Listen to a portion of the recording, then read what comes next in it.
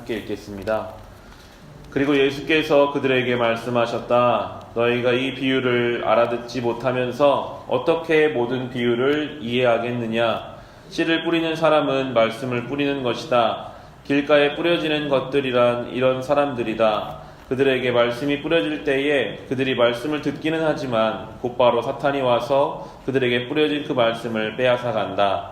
돌짝밭에 뿌려진 것들이란 이런 사람들이다. 그들은 말씀을 들으면 곧 기쁘게 받아들이기는 하지만 그들 속에 뿌리가 없어서 오래 가지 못하고 그 말씀 때문에 환난이나 박해가 일어나면 곧 걸려 넘어진다.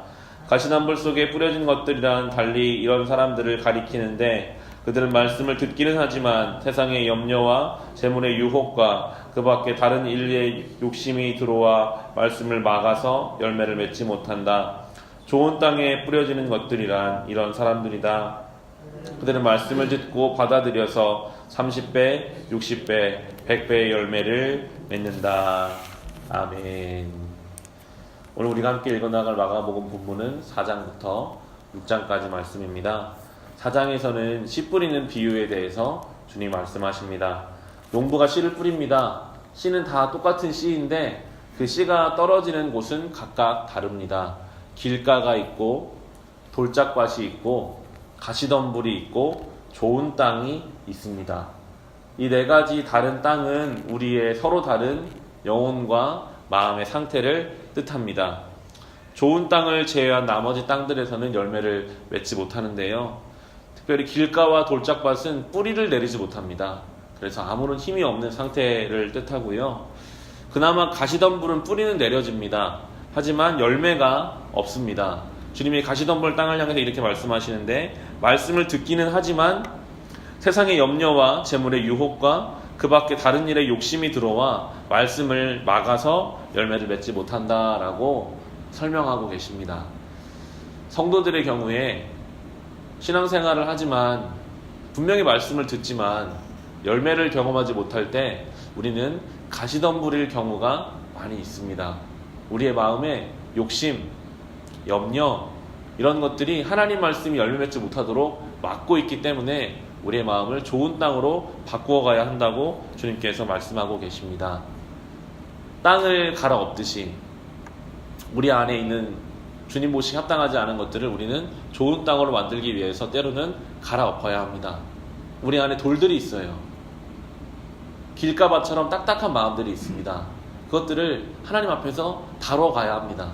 돌을 건져내고 딱딱한 것을 뒤집어 엎고 가시덤불을 걷어내고 그래서 우리의 마음을 좋은 땅으로 바꾸어서 하나님 말씀이 떨어질 때 얼마나 은혜롭습니까? 30배, 60배, 100배의 열매를 경험하는 삶, 말씀의 은혜를 우리의 삶의 열매로 경험하는 복된 인생을 살아가는 것, 그것이 바로 성도의 삶입니다. 날마다 좋은 땅으로 살아가시기를 바랍니다. 하나님 말씀하실 때 그것을 내 삶으로 열매를 맺어서 놀랍게 풍성한 삶을 우리 살아갈 수 있습니다. 오늘 우리가 함께 읽어갈 이 마가복음 4, 5, 6장에는 특별히 예수님께서 신적인 권세를 가지고 놀라운 일들을 이루시는 이야기가 연속해서 나오고 있습니다. 풍랑을 잔잔하게 하시고 귀신을 쫓아내시는 일도 나오고 죽을 병에 걸린 소녀를 고치시고 혈루병 앓는 여인도 고쳐주십니다. 오병이어의 기적, 적은 음식을 가지고 많은 사람 먹이시는 이야기도 나오고 물 위를 걸으시는 내용도 오늘 우리가 본문을 묵상하다 보면 만나게 됩니다. 6장의 마지막 절인 6장 56절을 보시면 6장 56절에 이렇게 나옵니다. 예수께서 마을이든 도시이든 농촌이든 어디에 들어가시든지 사람들이 병자들을 장터거리에 데려다 놓고 예수께 그 옷을 만에라도 손을 대게 해달라고 간청하였다. 그리고 손을 댄 사람은 모두 병이 나았다라고 나오고 있습니다. 주님의 옷만 닿아도 사람들의 병이 나을 정도로 이 땅에 오신 예수님은 하나님의 아들, 신적인 권세를 가지신 분이었음을 우리가 복음서를 통해서 알 수가 있습니다. 주님은 전능하신 분이십니다. 그분의 옷을만 닿아도 우리의 삶의 어려움이 낫습니다. 그것이 예수 그리스도의 이 땅에 오신 능력의 주님의 모습입니다. 그런데 더 놀라운 것은 이런 주님이요, 이제 점점 십자가를 향해 가십니다. 그 억울함을 호소하지도 않으세요. 예수님 십자가에 죽으실 필요가 없으신데도 그 능력을 가지신 분이 아무런 저항도 없이 십자가에서 물과 피를 다 쏟으시면서 억울한 죽음을 당하게 되십니다.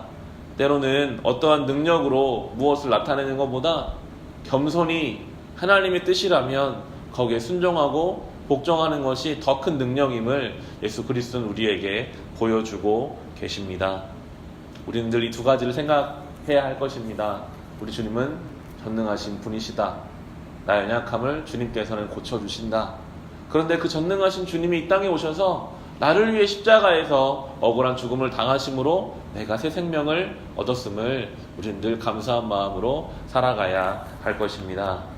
오늘 하루 특별히 마가복음을 개인적으로 묵상하시면서 주님이 얼마나 전능하신 분이셨는지 오병이어의 기적을 보시고 무리를 걷는 주님을 묵상해 보시고 풍랑을 잠잠케 하시는 주님, 죽은 자를 살리시는 이 주님의 능력을 하나하나 묵상하시면서 전능하신 주님께 우리의 삶을 맡겨드리며 그렇게 담대하고 평안하게 살아가시기를 주님의 이름으로 축원합니다. 기도하겠습니다.